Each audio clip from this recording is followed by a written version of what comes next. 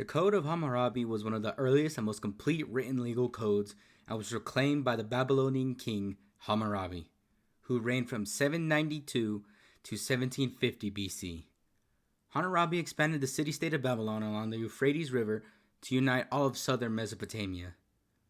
The Hamurabi Code of Law is a collection of 282 rules, established standards for commercial interactions, and set fines and punishments to meet the requirements of justice.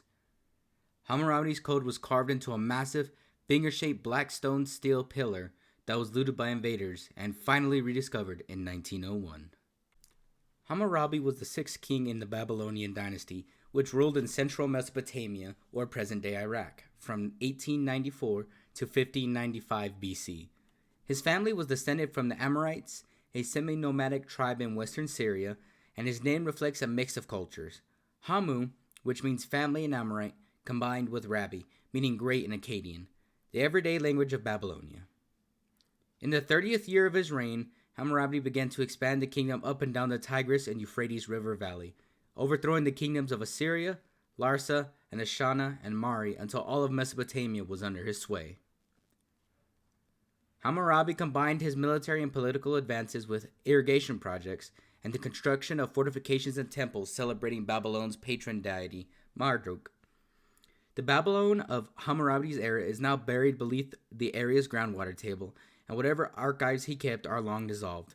But clay tablets discovered at another ancient site reveal glimpses of the king's personality and statescraft.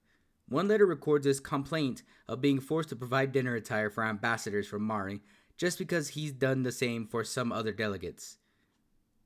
"Do you imagine you can control my palace in the matter of formal wear?" he was quoted as saying. The black stone stele containing the Code of Hammurabi was carved from a single 4-ton slab of diorite, a durable but incredibly difficult stone for carving. At its top is a 2.5-foot relief carving of a standing Hammurabi receiving the law, symbolized by a measuring rod and tape, from the seated Shashma, the Babylonian god of justice. The rest of the 7-foot 5-inch monument is covered with columns of chiseled cuneiform script.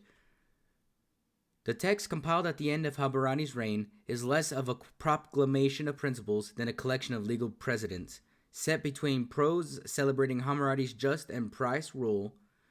Hammurabi's code provides some of the earliest examples of the doctrine of lex talionis, or the laws of retribution, sometimes better known as an eye for an eye. The 282 edicts are all written in if-then form. For example, if a man steals an ox, then he must pay back 30 times its value.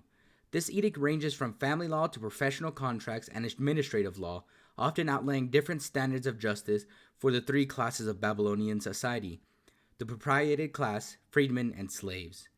A doctor's fee for curing a severe wound would be 10 silver shekels for a gentleman, 5 shekels for a freedman, and 2 shekels for a slave.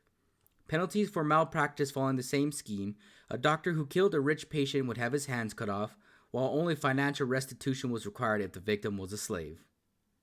In 1901, Jacques de Morgan, a French mining engineer, led an archaeological expedition to Persia to excavate the Elamite capital of Susa, more than 250 miles from the center of Hammurabi's kingdom. There, they uncovered the stele of Hammurabi, broken into 3 pieces that had been brought back to Susa as spoils of war, likely by the Elamite king Shuk-Truk-Nahant in mid-12th century BCE. Steel was packed up and shipped to the Louvre in Paris, and within a year, it had been translated and widely publicized as the earliest example of a written legal code, one that predated but bore striking parallels to the laws outlined in the Hebrew Old Testament. The U.S. Supreme Court building features Hammurabi on the marble carvings of historic lawgivers that give the line south of the walled courtroom. Although others subsequently discovered written Mesopotamian laws, including the Sumerian Lipt Ishta and the Ur-Nammu, predate Hammurabi's by hundreds of years, Hammurabi's reputation remains as a pioneering lawgiver who worked, and in the words of his monument, to prevent the strong from oppressing the weak and to see that justice is done to widows and orphans. And with that, that'll be the end of this episode. Thank you guys so much for coming and enjoying this video.